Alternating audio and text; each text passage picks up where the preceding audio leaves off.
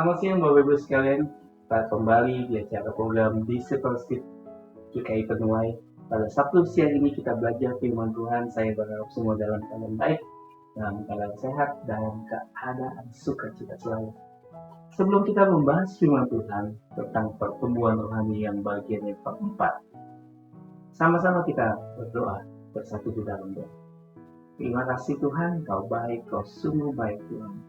Biarlah nama-Mu saja yang dipuji, nama-Mu saja yang dimuliakan, karena Engkau Tuhan yang menyertai setiap kehidupan kami. Kita bisa belajar bersama-sama, berikan terus Tuhan hikmat, manfaat, pengertian yang baru Tuhan, dalam sidang sebenar di nama Tuhan yang benar. Di dalam nama Yesus kami siap mendengar firman Tuhan. Haleluya. Amin. Kali ini kita belajar tentang pertumbuhan rohani, bagaimana kita berbuah lebat dan perbuatan baik. Sebelum kita membahas firman Tuhan, kita tahu bahwa khotbah tentang berbuah lebat menurut Yohanes, Injil Yohanes ayat 15:1-8 dikatakan judulnya itu perikopnya tinggal di dalam Kristus untuk berbuah lebat. Dalam kehidupan kekristenan Bapak Ibu, Tuhan menghendaki kita bukan hanya menjadi percaya, tetapi juga menghasilkan buah-buah yang memuliakan namanya. Dalam Yohanes, perikop Injil Yohanes 15 ayat yang pertama sampai ke 8 di situ ada perumpamaan Tuhan Yesus yang begitu indah tentang hubungan kita dengan Yesus. Hubungan kita bagaimana kita bisa berbuah lebat dan bagaimana kita bisa menggali makna-makna di dalam kebenaran firman Tuhan itu.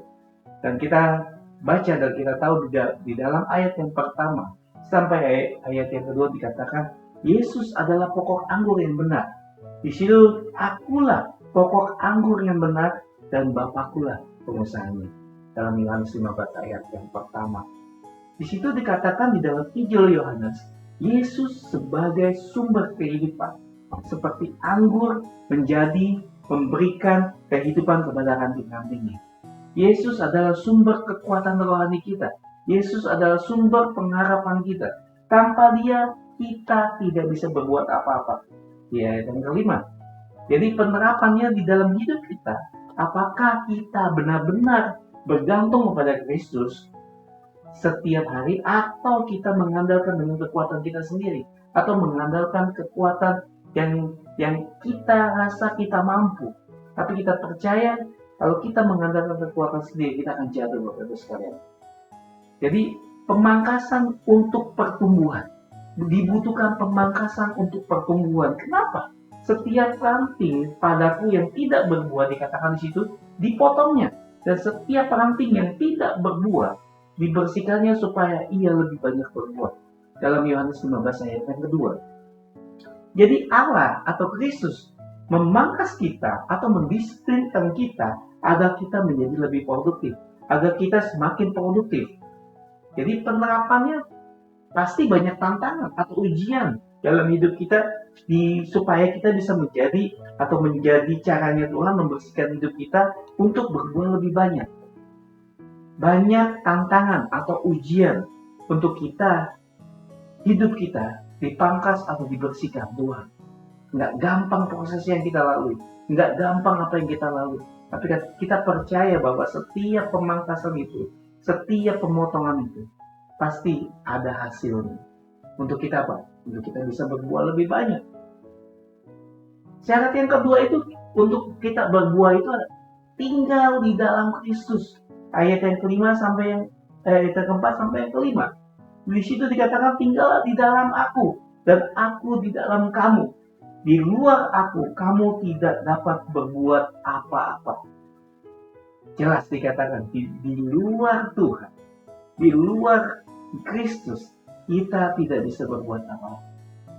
Jadi hubungan yang intim dengan Tuhan atau tinggal dengan Tuhan berarti hidup kita dalam persekutuan yang terus-menerus dengan Yesus melalui apa? Melalui doa-doa, melalui intimasi dengan Tuhan, melalui kehidupan kita berdoa, memuji Tuhan, memuliakan Tuhan. Melalui apa? Melalui firman-Nya dan melalui dengan tetap setia, tetap taat di dalam Tuhan. Penerapannya di mana? Penerapannya bagaimana? Apakah kita memiliki waktu yang konsisten dengan Tuhan setiap hari? Itu pertanyaan yang kita harus jawab. Apakah kita ada hubungan dengan Tuhan? Kita berdoa, kita mencari Tuhan, kita memuji Tuhan setiap hari. Dikatakan di situ, tanpa Kristus kita tidak berdaya, Bapak Ibu. Seperti yang ranting yang terlepas dari pokok anggur yang akan layu, kita tidak bisa menghasilkan buah itu. Dalam Galatia 5 ayat 2-3. Tanpa bersatu dengan Kristus, kita tidak akan bisa menghasilkan buah-buah itu. Yang ketiga, akibat tidak berbuah di ayat yang ke-6. Barang siapa tidak tinggal di dalam aku, ia dibuang keluar seperti ranting, lalu dikumpulkan orang dan dicampakkannya ke dalam api. Jelas dikatakan firman Tuhan di ayat yang pertama. Peringatan ini serius. Peringatan ini seperti ranting yang tidak berbuah melambangkan orang yang mengaku Kristen, tetapi tidak hidup di dalam iman yang sejati. Penerapan ini, iman tanpa perbuatan adalah mati. Dalam Yakobus 2 ayat 17. Iman tanpa perbuatan adalah mati. Apakah iman kita menghasilkan buah pertobatan dan pelayanan? Pertanyaan-pertanyaan ini harus kita jawab. Pertanyaan-pertanyaan ini harus kita renungkan di dalam hidup kita. Yang keempat, janji bagi yang berbuah lebat. Dalam ayat yang ke-7-8. Jikalau kamu tinggal di dalam aku, dan firman-Ku tinggal di dalam kamu, mintalah apa saja yang kamu kehendaki, kamu akan menerimanya dalam Yohanes 15 ayat 57. Doa yang berkuasa. Jika kita hidup sesuai dengan kehendak Tuhan, doa yang kita selaras dengan rencananya, sehingga Ia menjawab setiap doa-doa kita. Kemuliaan bagi Bapa, kemuliaan bagi Tuhan. Di dalam hal inilah Bapakku dipermuliakan, ayat yang ke-8 dikatakan, yaitu jika kamu berbuah banyak. Tujuannya apa sih? Tujuan utamanya apa di dalam hidup kita? Untuk kita menghasilkan buah, untuk memuliakan Dia. Tuhan melalui buah yang kita hasilkan, mungkin pelayanan kita, karakter kita, jiwa-jiwa yang terselamatkan, jiwa-jiwa yang kita bawa ke hadapan Tuhan. Itu menjadi hormat yang bagi Tuhan. Jadi aplikasi yang kita dapatkan bahwa yang pertama, periksa hubungan kita dengan Kristus. Apakah kita benar-benar tinggal di dalam Dia seperti itu? Yang kedua, terima pemurnian Tuhan, bersedia dibentuk melalui proses pemangkasan. Yang ketiga, hidup untuk berbuah, carilah kesempatan untuk melayani, mengasihi dan memberitakan Injil for everyone. Karena kabar baik itu harus kita sampaikan. Yesus tidak memanggil kita hanya untuk percaya baginya. Di pertama kali saya sudah bilang, Yesus memanggil kita bukan hanya kita untuk percaya, tetapi kita untuk berbuah lebat. Mari kita tetap melekat padanya agar hidup kita bermakna dan memuliakan Tuhan. Jadi ayat Yohanes 15 ayat yang ke-5 dikatakan, akulah pokok anggur, kamulah ranting-rantingnya. Barang siapa tinggal di dalam aku dan aku di dalam dia, ia pasti berbuah banyak. Kita membahas tentang perbuatan baik. Apa yang dimaksud dengan perbuatan baik? Kita sudah membahas kita harus berbuah lebat, dan yang kedua kita membahas bagaimana apa yang harus kita perbuatan baik kita itu apa. Pengertian perbuatan baik itu menurut Alkitab, Bapak Ibu. Perbuatan baik adalah tindakan yang selaras dengan kehendak Allah, mencerminkan kasih, kebenaran, dan kekudusan. Perbuatan baik bukan sekedar tindakan moral, Bapak Ibu, atau sosial, tetapi berasal dari iman, hidup, dan hubungan yang benar dengan Tuhan. Alkitab menekankan bahwa perbuatan baik adalah buah dari iman. Dalam Yakobus 2 ayat 17. Iman yang sejati akan menghasilkan perbuatan yang baik. Yang kedua, tujuan perbuatan baik adalah memuliakan Allah. Dalam Matius 5 ayat yang ke-16. Bukan mendapatkan pujian manusia, tetapi agar orang melihat terang Kristus melalui hidup kita. Yang ketiga, Allah yang mempersiapkan perbuatan baik bagi orang percaya. Dalam Efesus 2 ayat yang ke-10. Ini menunjukkan bahwa keselamatan bukan hasil usaha manusia. Keselamatan bukan hasil usaha kita, tetapi anugerah Allah yang kemudian menghasilkan perbuatan baik. Jadi Efesus 2 ayat yang 10 ini menjelaskan secara terperinci bagaimana naskah Alkitab ini. Karena kita ini buatan Allah dan kita tahu diciptakan dalam Kristus Yesus untuk melakukan pekerjaan baik, perbuatan baik yang disiapkan Allah sebelumnya.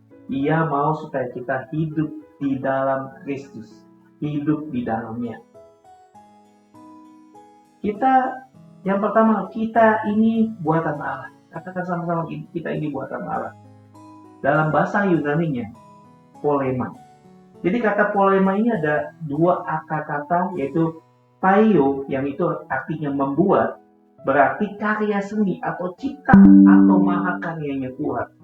Jadi orang percaya adalah ciptaan yang baru dalam Korintus 5 ayat yang ke-17 dan dibentuk Allah dengan sendirinya, bukan hasil usaha sendiri, tetapi perbuatan Allah.